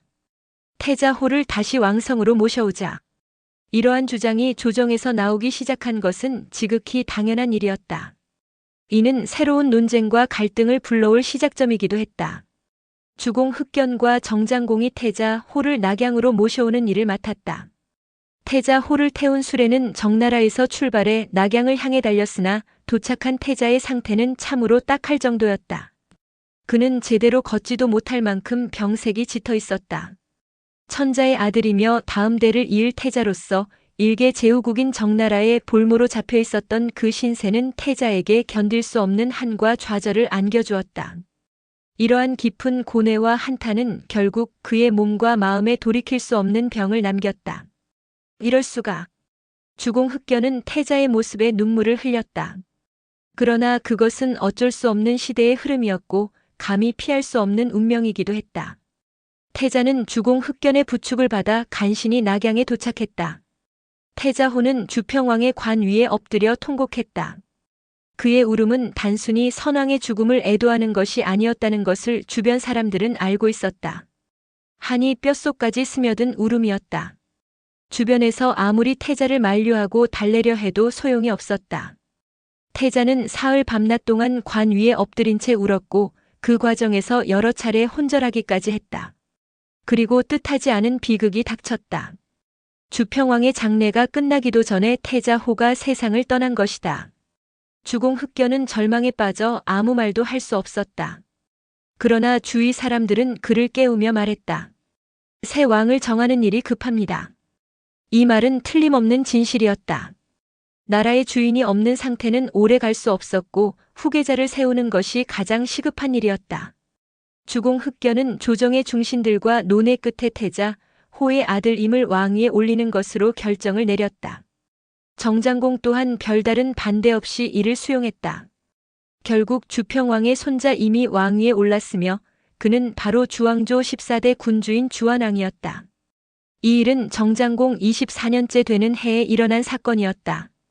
그러나 주완왕의 즉위를 전후로 하여 정장공의 독주를 견제하려는 사건들이 잇따라 발생했다. 그중 대표적인 예가 바로 위나라의 정나라 침공과 주완왕이 정장공에게서 경사직을 박탈한 일이었다. 이러한 사건들은 제후 시대의 불안정한 권력 구조와 함께 천자와 제후 간의 새로운 갈등을 예고하는 징후였다. 위나라는 수년 전 정나라와의 긴장 속에서 간신히 무력 충돌을 피하며 안정을 되찾았지만 그 안정을 유지하는 데는 보이지 않는 균열이 있었다. 군주 위환공의 막내 동생 주우는 바로 그 균열의 중심이었다. 주우는 야심에 불타는 사내였다. 그는 위환공의 태도와 능력을 탐탁지 않게 여겼다. 형님은 너무 나약하다. 이래서는 위나라가 설 수 없다. 그의 마음속에는 항상 이러한 불만이 쌓여 있었다. 이웃나라 정장공의 기세는 더욱 그의 불만을 자극했다. 주우는 한탄했다. 위나라가 어찌 신생국가인 정나라에 밀릴 수 있는가? 이 모든 것이 형님의 무능함 때문이 아닌가? 그는 정장공의 성공을 보며 부러움과 질투를 동시에 느꼈다. 정장공은 하루가 다르게 세력을 확장하며 심지어 주왕실의 태자를 인질로 삼는 기계를 보였다. 위나라도 정나라처럼 강대국으로 거듭날 수 있다고 믿은 주우는 확신했다. 그러려면 내가 군주가 되어야 한다. 주우의 생각은 점차 깊어졌고 그의 곁에 항상 그림자처럼 따라다니던 석훈은 그런 주우를 부추겼다. 옳으신 말씀입니다. 때가 오면 거사를 일으켜야 합니다. 그렇게 시간이 흐르던 중 주평왕의 붕어와 함께 주한왕의 등극 소식이 들려왔다. 위나라는 주왕실과 과거부터 긴밀한 관계를 유지해왔다. 특히 위무공 시절에는 사도 직책을 맡아 주왕실에 큰 공을 세운 적이 있었다. 주평왕 또한 위무공의 도움으로 즉위했던 인물이었다. 이러한 상황은 위환공의 입장에서 무시할 수 없는 일이었다. 위환공은 결심했다. 낙양으로 가 선왕의 죽음을 조문하고 신왕의 등극을 축하하는 것이 마땅하다. 그는 낙양 행차를 준비하기 시작했다. 그러나 이 계획은 석후의 눈에 자신들의 목표를 달성할 절호의 기회로 비쳤다. 석후는 주우에게 다가가 낮은 목소리로 속삭였다. 지금이야말로 대사를 결정지을 때가 왔습니다. 주공께서 낙양으로 가기 위해 서문을 나설 때 공자께서는 전송하는 척하며 그를 제거하십시오. 긴장이 높아지는 가운데 운명적인 선택의 순간이 다가오고 있었다. 위나라 내부의 불신은 이제 겉으로 드러날 준비를 하고 있었고 이 음모가 어떤 결과를 가져올지는 아무도 예측할 수 없었다. 주우의 계획은 치밀하고 교활하게 짜여져 있었다. 위환공이 도성을 떠나는 날 그는 형을 전송한다는 이유로 예복을 갖춰 입고 서문 밖 행관까지 배웅을 나갔다. 거기에는 주우가 특별히 마련한 환송연이 준비되어 있었다. 형님께서 먼 길을 떠나시니 작은 정성을 마련했습니다. 한잔하시고 여정을 평안히 이루십시오. 예기치 못한 주우의 배려에 위환공은 마음이 풀리고 고마움을 느꼈다. 그의 입에서 형제간의 애정 어린 말이 흘러나왔다. 내가 나를 이토록 걱정하니 우리 위나라에 무슨 근심이 있겠느냐. 내가 없는 동안에도 나라 일을 잘 살펴보거라. 형님은 아무 걱정하지 마십시오. 술잔이 몇 차례 돌고 자리에는 화기애애한 분위기가 감돌았다. 그러던 중 주우는 특별히 황금잔을 꺼내들며 말했다. 형님께 축수의 잔을 올리겠습니다. 이 잔을 받아주십시오. 위환공은 주우가 바치는 술잔을 단숨에 받아 마셨고 황금잔에 직접 술을 따라 다시 주우에게 건넸다. 너도 한 잔 마셔라. 예, 형님. 주우는 일어나 위환공 가까이 다가갔다. 잔을 두 손으로 받는 순간 그는 일부러 실수인양 잔을 바닥에 떨어뜨렸다. 얼른 잔을 주워 옷소매로 정성스럽게 닦는 모습을 보이며 위환공의 마음을 풀어주려 했다.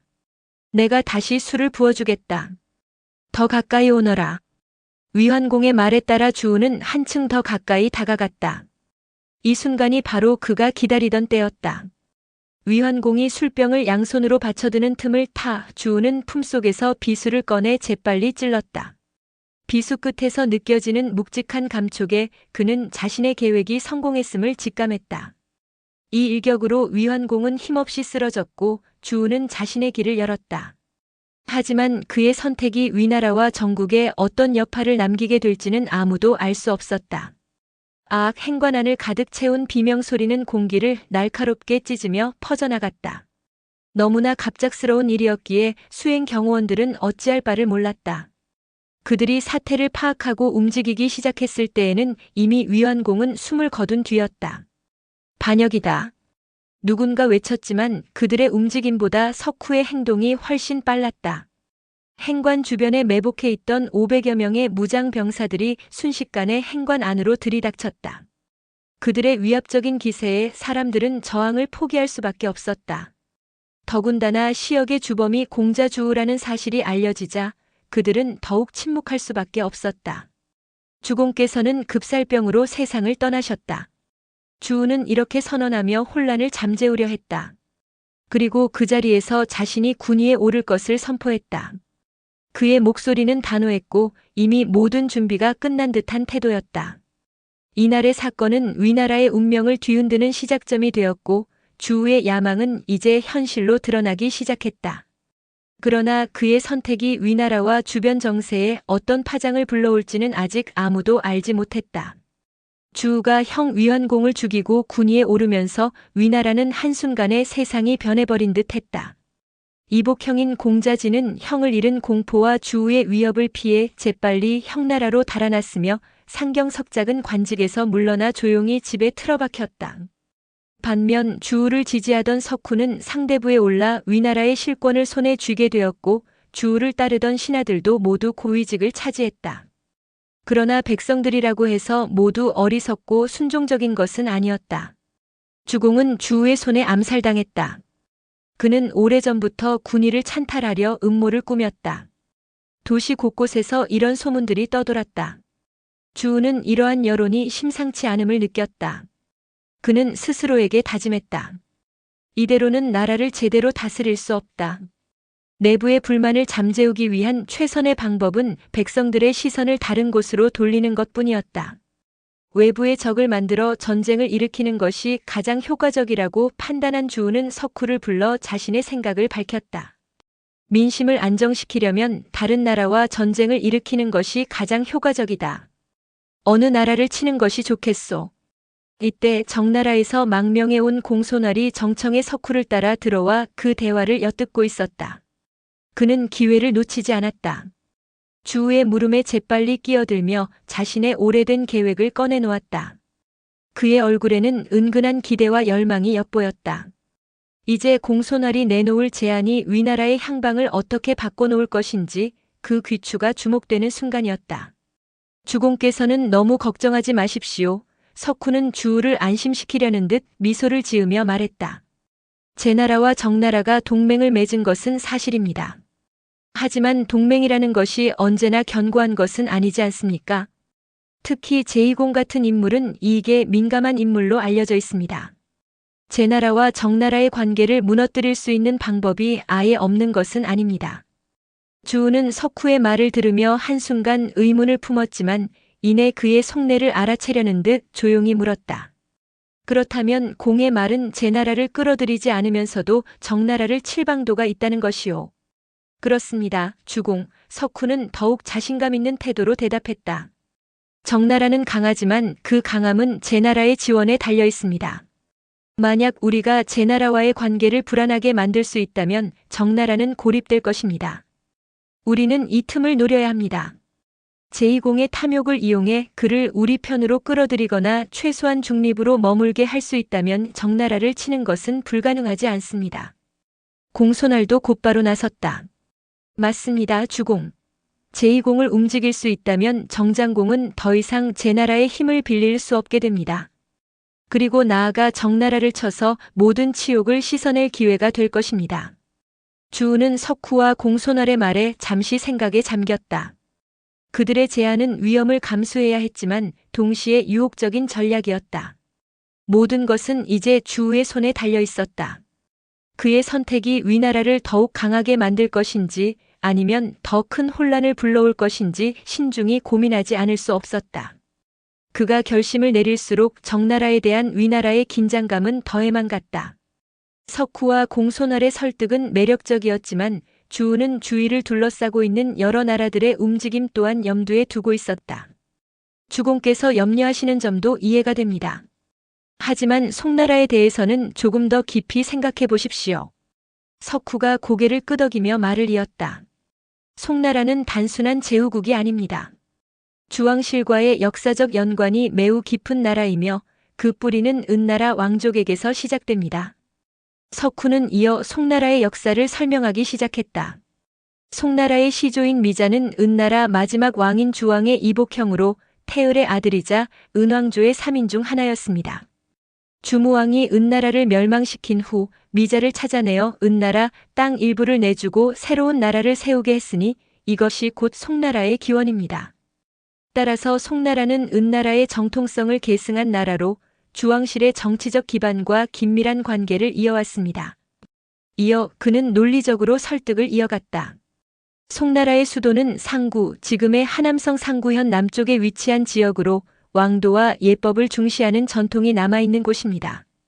이런 송나라가 정장공 같은 무도한 자를 심정적으로 지지할 리가 없지 않겠습니까? 그들에게 주공의 대의와 계획을 명확히 전달한다면 반드시 연합에 응할 것입니다. 주우는 석후의 말을 듣고 고개를 끄덕였으나 여전히 노나라에 대해서는 의문을 품고 있었다. 송나라가 우리 편에 설 가능성은 충분히 있어 보인다. 한편 노나라는 어떠한가? 그들이 쉽게 군사를 동원할지 의문이구나. 석훈은 주우의 의문에 미소를 지으며 답했다. 노나라도 상황은 비슷합니다. 노나라는 예법과 도리를 중시하는 나라로 주왕실에 대한 충성심이 깊습니다. 정장공과 같은 자의 오만한 행보를 결코 좋아할 리가 없습니다. 특히 노나라 군주는 정치적 안정과 외부의 존경을 무엇보다 중요시하는 인물입니다. 만약 우리가 주왕실의 명분을 내세운다면 노나라도 망설임 없이 동참할 가능성이 큽니다. 그렇다면 진과 채는? 주우가 다시 물었다. 진과 채는 상대적으로 작은 나라들이므로 그들은 주왕실의 명령과 권위를 무겁게 받아들일 것입니다. 그들에게 원군을 요청한다면 별다른 거부 없이 협조할 것입니다. 석후는 자신감에 차 있었다. 석후의 논리는 명확하고 일관되었다. 그는 송나라와 노나라의 동참 가능성을 강조하며 작은 나라들인 진과 채를 설득하는 일은 어려움이 없을 것이라고 보았다. 이제 주우는 결단의 순간을 맞이하고 있었다.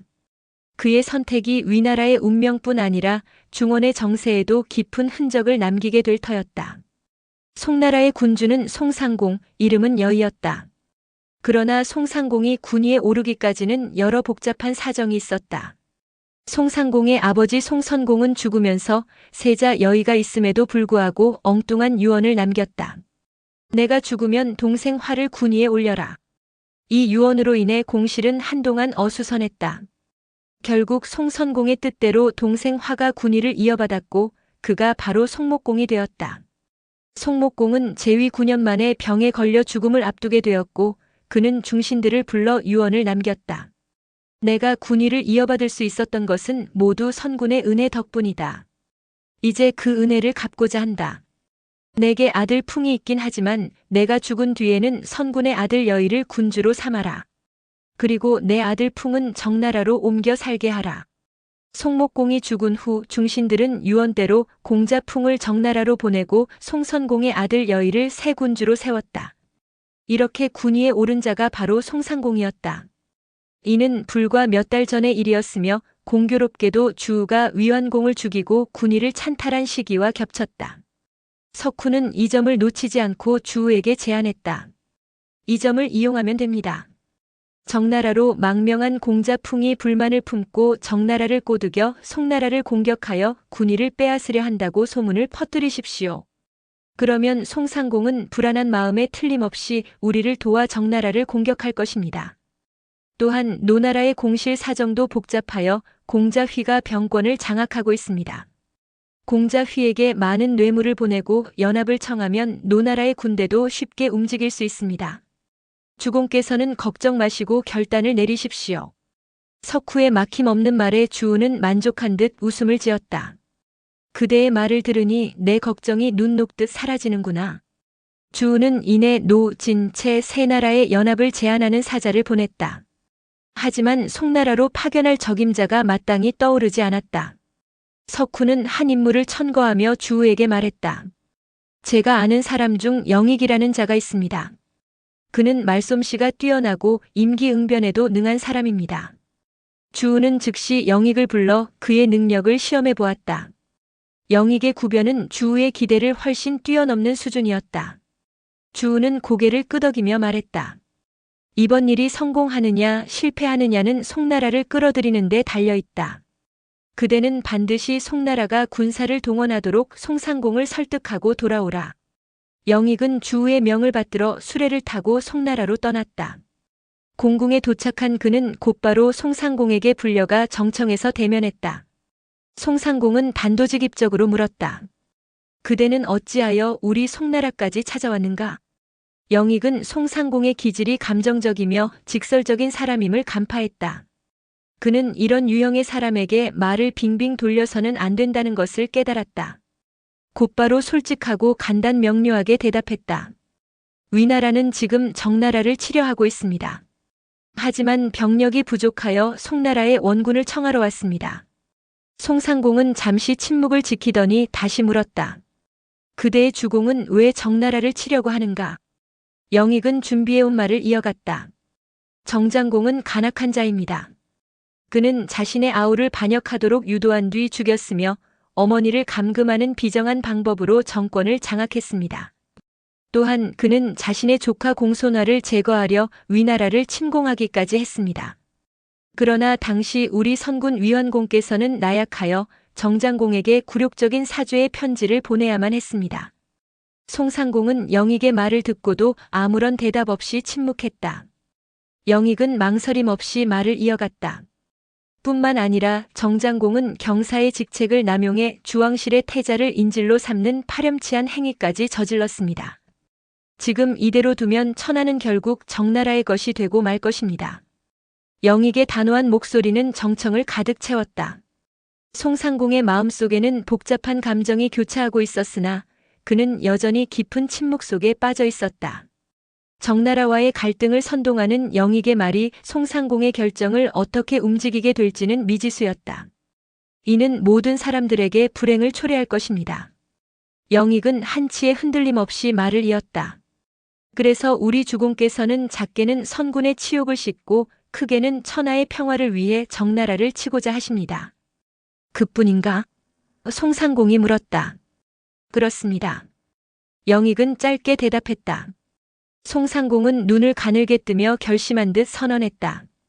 그렇다면 나는 정나라를 치기 위해 군사를 내지 않겠다. 송상공의 목소리에는 확신이 가득했다. 그는 이제 막 군위에 올랐다.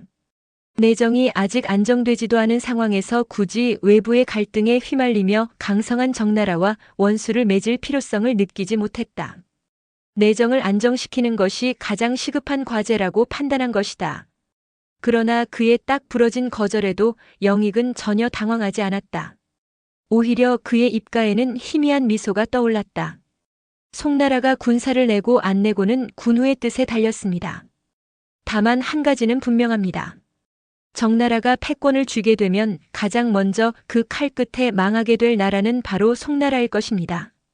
송상공의 표정이 굳어지며 불쾌한 기색이 스쳐갔다.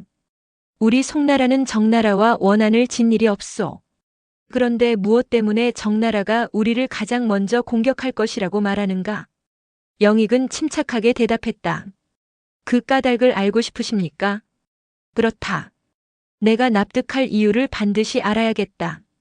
송상공은 단호한 목소리로 말했다. 영익은 잠시 머뭇거리며 주변을 살폈다. 그렇다면 좌우를 물리쳐 주십시오. 제가 조용히 그 까닭을 아뢰겠습니다. 송상공은 곧 좌우에 있던 신하들을 물러나게 했다. 넓은 궁정에 남은 이는 송상공과 영익단 둘뿐이었다. 이제 말해보아라.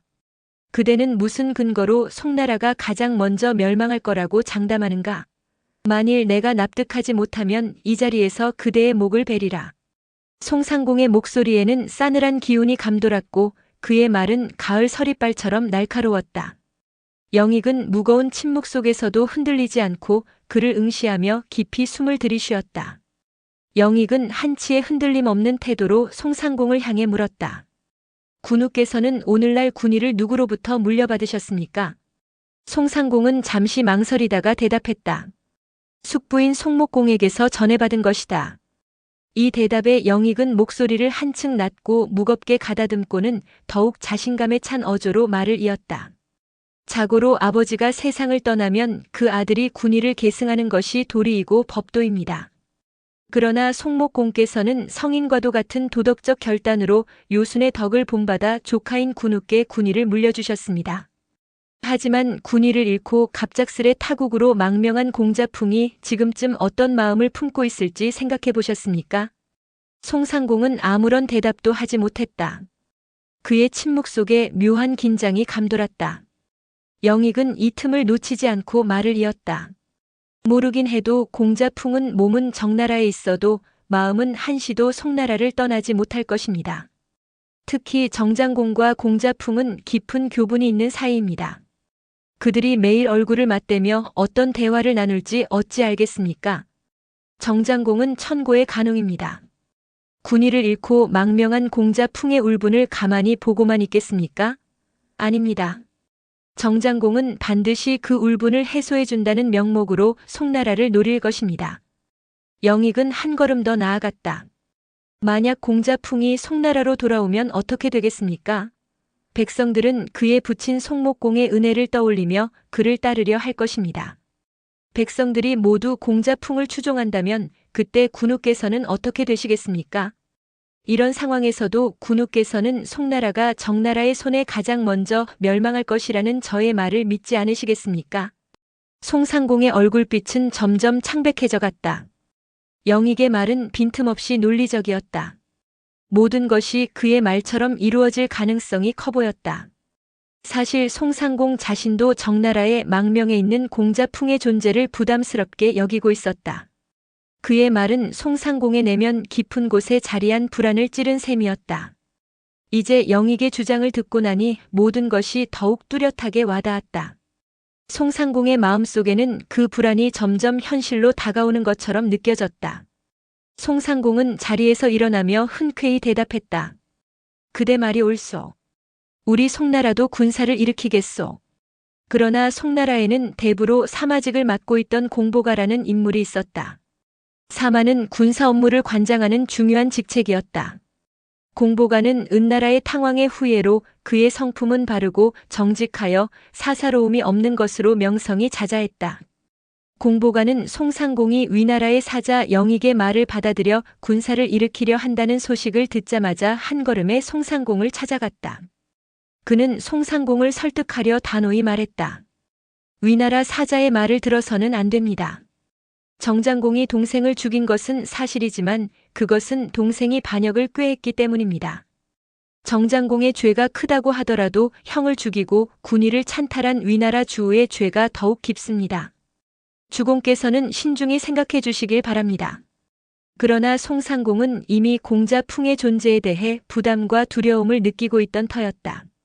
그는 공보가의 충고를 받아들이지 않았다. 정나라에 있는 공자풍과의 관계를 염려한 송상공은 군사를 일으키기로 결심을 굽히지 않았다. 영익이 송나라를 성공적으로 설득하고 돌아오자 주우는 크게 기뻐하며 영익에게 많은 재물을 상으로 내렸다. 더불어 다른 나라로 파견했던 사자들도 속속 긍정적인 소식을 가져왔다. 노나라 공자휘도 군사를 일으키기로 약속했습니다. 진나라도 연합에 동참하기로 했습니다. 채나라도 약속한 날에 맞춰 정나라를 공격하겠다고 했습니다. 이렇게 해서 위, 송, 노, 진, 채 5나라가 연합군을 결성하게 되었다. 송나라는 공작의 나라로 여겨졌기에 자연스럽게 송상공을 맹주로 삼아 따랐다. 위나라의 상대부 석후가 선봉에 서고 주우는 후군을 맡았다. 5나라의 총 병력은 병거 1,300승에 이르렀다. 연합군은 호호탕탕하게 진격하며 정나라를 향해 전진했다. 이 소식은 빠르게 정나라로 전해졌다. 당대의 군사 조직은 크게 3가지 형태로 나뉘어 있었다. 첫째는 병차로 구성된 전차부대, 둘째는 갑옷을 입고 전진하는 보병, 즉 갑사, 그리고 셋째는 장거리 공격을 담당하는 군병대였다. 이 중 한 나라의 군사력을 가늠하는 가장 중요한 척도는 병차, 곧 융차의 규모였다. 병차는 단순한 운송수단에서 벗어나 주나라의 태공망에 의해 전술적 자원으로 전환되었다. 태공망의 병차 전략은 은나라를 무너뜨리는 데 결정적인 역할을 했으며 병차는 곧 제후국 군사력의 상징으로 자리 잡았다. 병차를 세는 단위는 승으로 표현되며 1승은 한 대의 병차를 의미한다. 병차에는 3명이 탑승한다. 중앙에는 제후나 장수가 자리 잡고 왼쪽에는 수레를 모는 마부, 오른쪽에는 장수를 보좌하는 병사가 타게 된다. 각 병차는 또한 70에서 100명의 병사를 동반하며 이 병사들은 갑사와는 별개의 전투병들이다. 이 때문에 천승국이나 만승국이라는 표현은 그 나라의 병차 규모를 강조하며 강력한 군사력을 나타내는 용어로 쓰였다. 제후시대의 중후기로 갈수록 1000대 이상의 병차를 보유해야 강국의 반열에 오를 수 있었다. 하지만 이 당시만 하더라도 병차 200에서 500대를 보유한 나라는 충분히 강국으로 인정받을 수 있었다. 위나라 주도로 결성된 송, 노, 진, 채 5나라의 연합군은 당시로서는 엄청난 규모였다. 이들은 병차만 1300승을 보유하고 있었다. 병차 한 대당 병사 70명으로 계산하면 약 9만여 명의 병력을 자랑하는 규모였다. 여기에 보병 갑사까지 포함하면 그 병력은 가히 압도적이었다. 연합군의 기세는 거침없었다. 병차와 병력이 만들어내는 압도적인 위력은 연합군이 얼마나 강력한 세력을 형성했는지를 잘 보여주고 있었다. 이 어마어마한 연합군이 정나라를 향해 거대한 물결처럼 몰려가고 있었다. 이 무렵 정나라의 병력은 병차 500승 정도로 추산되었다. 이는 연합군 병력의 3분의 1에 불과한 규모였다. 정나라의 조정은 큰 충격에 휩싸였고 백성들 사이에서는 공포와 혼란이 가득했다. 일단 신정을 포기하고 피신하는 것이 상책입니다. 아니요, 사자를 보내 화평을 청하는 것이 나라를 지키는 유일한 길입니다. 각자 의견이 분분했고 일부 백성들은 이미 짐을 꾸려 피난길에 올랐다. 하지만 이런 상황에서도 정작 두려워해야 할 정장공은 껄껄 웃음을 터뜨렸다. 정장공의 이 모습을 본 신하들은 어리둥절했다. 그들 중 누구도 그의 웃음의 의미를 이해할 수 없었다.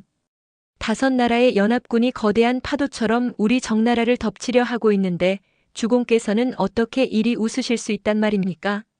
신하들의 질문에 정장공은 한층 더 크게 웃으며 입을 열었다.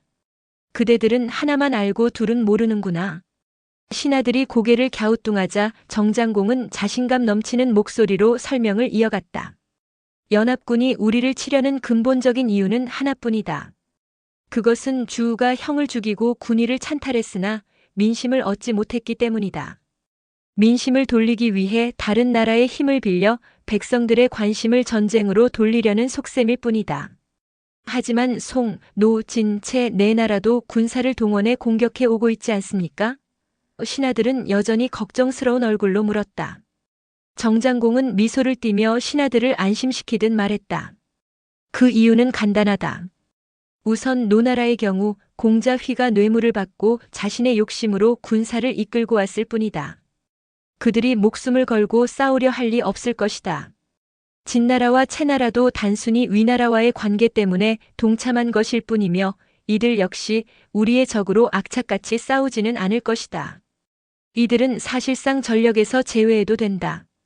그렇다면 송나라가 문제군요. 맞소이다. 송나라가 이번 연합군에서 가장 열을 올리는 이유는 공자풍이 정나라의 망명에 있기 때문이다. 그들은 공자풍을 제거하려 열심히 싸울 것이다. 하지만 걱정할 필요 없다. 정장공은 차분하면서도 단호한 어조로 계획을 밝혔다. 나는 공자풍을 추방하는 척하며 장갈로 은밀히 옮길 것이다. 그러면 송나라군은 공자풍을 쫓아 장갈로 이동할 것이다. 그 순간을 기다려 우리는 성문을 열고 나가 싸우되 곧 패한 척하고 도망칠 것이다. 그러면 주우는 승리를 얻었다고 자부하며 만족해 본국으로 돌아갈 것이다. 그는 간교한 자지만 정치를 아는 자다. 자신의 목적이 달성되었다고 판단하면 더 이상 싸움을 이어가지 않을 것이다. 정장공의 전략은 비범했고 그의 태어남은 신하들의 마음에 점차 안정을 가져다 주었다. 이제 정나라는 적의 움직임을 주시하며 그의 지위에 따를 준비를 하고 있었다. 정장공의 말은 날카롭고도 명확했다. 그의 웅변은 물러설 곳 없는 상황에서 신하들에게 희망과 확신을 심어주었다. 그 치밀한 전략과 논리적인 계책에 신하들은 감탄하며 머리를 숙였다. 우리 주공의 지략은 하늘을 다 알고 땅을 다 꿰뚫는 것 같습니다. 신기묘산이라 칭하지 않을 수 없습니다. 그 와중에도 5개국 연합군은 신정에서 50리밖에 진영을 구축한 상태였다. 하지만 정장공은 조급해하지 않았다. 그는 차근차근 내부의 불안을 정리하며 준비를 시작했다. 대부 하숙령에게 명령하기를 공자풍을 데리고 장갈로 떠나라. 송나라가 추격하더라도 절대 싸우지 말고 피하라. 대부 영고숙에게는 송나라 진채로 나가 공자풍이 이미 장갈로 도망갔다고 전하라. 또한 정장공은 노나라, 진나라, 채나라의 진채로도 각각 말을 잘하는 사자들을 보내어 정나라를 공격하는 것이 무익한 일임을 설득하라 명했다. 모든 것은 그의 계산대로 움직였다. 송상공은 공자풍이 장갈로 도망갔다는 소식을 듣고 군사를 돌려 그의 뒤를 추격했다. 송나라 군대가 물러나자 노나라, 진나라, 채나라의 군사들은 전투 의욕을 상실하고 그저 씨름이나 사냥 같은 여흥으로 시간을 보내고 있었다. 정장공은 성루에 올라 적들의 진영을 살피며 드디어 결단을 내렸다. 그는 공자열을 불러 명했다. 병차 50승을 이끌고 위나라 진영을 공격하라. 하지만 결코 이겨서는 안 된다. 적당히 싸우는 척하다가 패한 후 돌아오도록 하라. 그러나 공자연은 승산이 보이는 적을 일부러 패배하는 것이 못내 불만이었다. 그는 의견을 내며 말했다. 저들의 군기가 많이 해이해진 지금이 절호의 기회입니다. 차라리 이 기회를 놓치지 말고 아예 적을 박살내는 것이 어떻습니까? 정장공은 고개를 저으며 단호히 말했다. 그렇게 해서는 안 된다. 노나라, 진나라, 채나라의 군사들은 위나라 군대가 이기고 있는 것을 보면 더 이상 움직이지 않을 것이다. 그러나 만약 위나라 군대가 패배하는 것을 본다면 그들은 즉시 도우려 몰려들 것이다. 그러니 반드시 싸우는 척하다가 적당히 패하고 돌아오도록 하라. 정장공의 계획은 빈틈없이 치밀했다.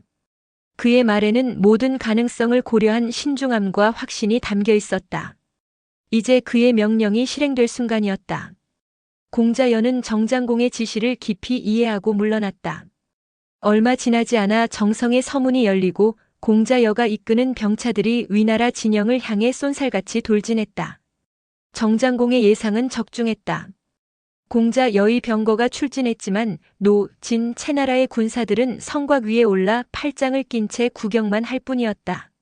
오직 위나라의 선봉인 석후만이 군사를 이끌고 맞서 싸웠다. 그러나 그 싸움도 오래가지 못했다. 전투는 단 몇 한 만에 싱겁게 끝났다. 공자연은 성문 안으로 병거를 돌려 달아났고 석후가 뒤쫓았지만 성문이 닫히는 바람에 더 이상 싸움을 이어갈 수 없었다. 석후는 병사들에게 서문 근처의 곡식을 베어 수확하게 하고 진영으로 돌아갔다. 우리가 정나라를 이겼다. 석후의 군사들은 환호성을 질렀다. 승리에 들뜬 병사들 사이로 석후는 뜻밖의 명령을 내렸다. 본국으로 회군한다. 이 소식을 들은 장졸들은 귀를 의심했다. 승리의 기세가 하늘을 찌를 듯한데 왜 회군령이 내려졌는지 알 수 없었다. 그들은 곧 주우에게 찾아가 물었다. 우리 군사의 사기가 최고조에 달했는데 어찌하여 회군을 명하시는 것입니까? 주우 역시 이 상황을 처음 듣는 듯 당황했다. 석후를 불러 이유를 물었다. 우리가 지금 승리의 기세를 타고 총공격해야 할 때 아닌가? 그런데 왜 회군을 명했는가? 석후는 침착한 태도로 말했다. 좌우를 물러가게 하십시오. 드릴 말씀이 있습니다. 밀담을 요구하는 석후를 보고 주우는 손짓으로 좌우를 물러나게 한 뒤 물었다. 자, 이제 말해보라. 무슨 이유인가? 석후는 조용히 주우의 귀에 속삭였다. 정나라란 원래 강력한 나라입니다. 더군다나 정장공은 주왕실의 경사로서 위치와 명성이 대단합니다. 우리는 이번 싸움에서 승리했습니다. 이 정도로도 주공의 위엄이 천하에 알려졌으니 더 이상의 전투는 무의미합니다. 게다가 주공께서는 군위에 오른 지 얼마 되지 않았고 국내도 아직 완전히 안정되지 않았습니다. 만약 오래 외방에 머무르신다면 국내에서 변란이 일어날 가능성을 배제할 수 없습니다. 이를 방지하려고 회군을 선포한 것입니다. 주우는 석후의 말을 듣고 불현듯 깨달음에 다다랐다. 이번 전쟁은 본디 민심을 안정시키고 자신의 권위를 세우기 위한 것이었다. 공연히 승리에 도취되어 욕심을 부리다가 공실 내 변란이 일어나거나 형나라로 망명한 둘째 형진이 귀국하여 정권을 탈취하려는 사태가 벌어질 위험을 감수할 이유는 없었다. 결국 주우는 석후의 계책을 받아들여 회굴령을 지지했다. 그의 판단은 전국의 새로운 국면을 예고하고 있었다. 주우는 공자 진과 대부들이 힘을 합치면 자신에게 위험이 닥칠 수 있음을 깨달으며 석후의 손을 잡았다. 그의 목소리에는 안도의 빛이 담겨 있었다. 경의 말이 없었다면 나는 크게 후회할 뻔하였소. 바로 그때 바깥에서 소란스러운 소리가 들리더니 노, 진, 채 세 나라의 장수들이 몰려들어왔다. 그들은 주우를 향해 치하의 말을 던졌다. 이번 승전을 축하드립니다. 과연 위나라 군대는 제후들의 두려움을 살만합니다. 정장공의 간담이 서늘해졌을 것이 분명합니다. 그러나 그들의 진정한 목적은 다른 데 있었다. 얼마의 형식적인 축사 뒤에 세 나라의 장수들이 본심을 드러냈다. 이제 저희는 본국으로 돌아가도 되겠지요. 주우는 이미 회군할 마음이 있었던 터라 그들의 요청을 흔쾌히 받아들였다. 그렇게 하시오. 귀국들의 은혜는 결코 잊지 않겠습니다. 다음 날 정성을 포위하고 있던 5개국 연합군은 모든 포위를 풀고 흩어졌다. 신정을 포위하고 풀기까지 걸린 시간은 불과 닷새였다. 이 소식을 들은 송상공은 공자풍을 쫓아 장갈로 향하다가 힘이 빠져 군대를 돌리고 말았다. 본국으로 돌아가는 것이 더 유리하다고 판단했던 것이다. 4개국 군사들이 모두 철수하자 주우 또한 석후의 호위를 받으며 의기양양하게 위나라로 귀환했다. 위나라 백성들은 거리로 나와 주우와 석후의 개선 행렬을 바라보았다. 그러나 그들의 마음속에는 복잡한 감정이 얽혀 있었다. 백성들의 귀와 눈이 어찌 없을 수 있겠는가? 그들은 주우와 석후의 이 승리가 실상 얼마나 허울 뿐인 것인지 속으로 비웃고 있었다.